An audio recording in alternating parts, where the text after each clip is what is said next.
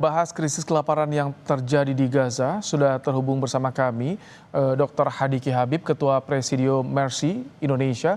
Assalamualaikum, selamat malam dok. Waalaikumsalam, selamat malam Mas Ibrahim. Baik, dok, kami ingin tahu dulu bagaimana saat ini distribusi bantuan yang kabarnya bisa dijangkau lewat udara. Apakah itu efektif dok? Ya, siang tadi kita juga dapat informasi dari rekan yang tim Mercy yang sudah masuk kembali ke dalam Gaza. Itu mereka melihat bantuan udara yang dilemparkan gitu ya dari pesawat gitu ke wilayah-wilayah kantong-kantong pengungsian. Jadi pertama dari segi orang-orang yang ada di tempat pengungsian yang banyak ya melihat ini itu sebagian besar itu tidak berlari ke tempat ini gitu ya karena mereka tahu nanti jumlah yang sedikit ini hanya akan menjadi malapetaka kalau berebut gitu ya. Tentu yang nanti mencari ini adalah yang memang berada dekat dengan area dropnya tadi. Kemudian yang kedua, area dropnya ini sendiri tidak selalu masuk ke zona kemanusiaan gitu ya, karena kan di udara gitu ya.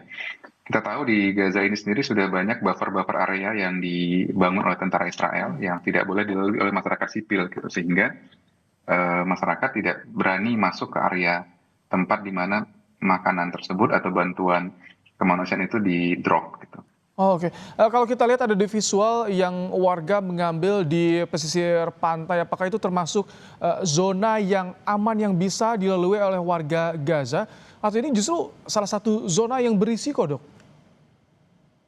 Ya, zona kemanusiaan itu ada di daerah Gaza Tengah, daerah Al-Mawasi gitu ya. Kemudian itu di Gaza Tengah, kemudian di Gaza Utara itu di daerah Gaza City. Nah, daerah-daerah ini sendiri memang lebih dekat ke tepi pantai gitu. Tapi tadi yang mereka bisa ambil tentu, kalaupun dia di drop di daerah situ, pertama tidak mungkin di drop di tempat pengungsi berkumpul karena tentu membahayakan jiwa. Nah, kalaupun di drop di sepanjang pantai ya risikonya ya masuknya ke laut gitu. Oke.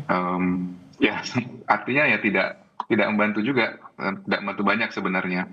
Ya usaha yang sedang dibuat ini dalam rangka mengulur waktu atau namanya menunjukkan niat baik, tapi pada intinya sebenarnya bukan ini yang diperlukan, tapi membuka blokade. Oke, buka blokade tapi sambil tentu berharap blokade bisa segera dibuka. Ini untuk distribusi bantuan lewat mana lagi sih celahnya, dok? Ya, beberapa minggu terakhir ini kan bantuan itu ada dikirimkan masuk dengan jumlah terbatas ya.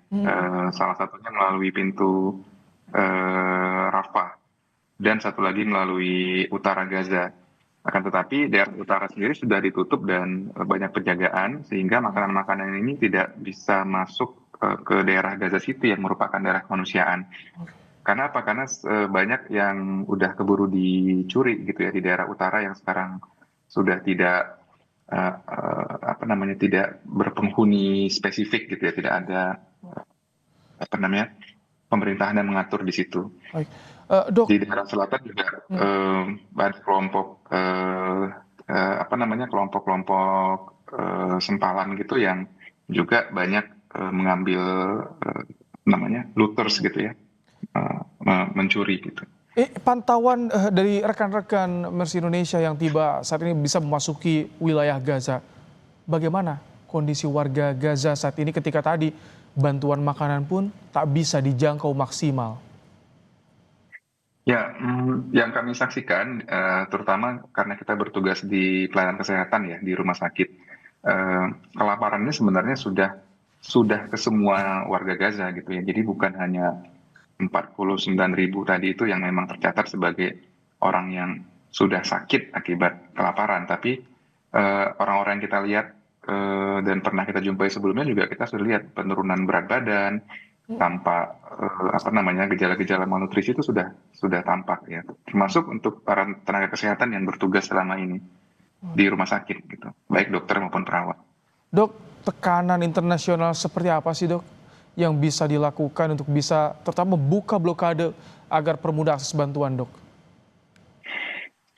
Ya, Untuk menjawab ini mungkin di luar domain kami, tapi yang kita ikut saksikan dan membersamai ini memang tekanan-tekanan dari lembaga kemanusiaan, baik yang sifatnya formal seperti Badan Dunia WHO maupun yang non-government gitu ya, ini terus-menerus dilakukan. Tapi memang butuh dukungan gerakan negara gitu ya, baik negara-negara Timur Tengah maupun negara-negara yang punya kewenangan dalam mengatur gencatan senjata ini, ya, seperti Qatar dan Mesir dan Amerika Serikat sendiri. Gitu. Baik. Karena ini sudah bukan masalah negosiasi lagi, tapi ini memang masalah kebutuhan dasar manusia sih sebenarnya. Masalah kemanusiaan. Terima kasih Dr. Hadiki Habib, Ketua Presidium Mercy Indonesia, telah bergabung di program Kompas Malam hari, Dok.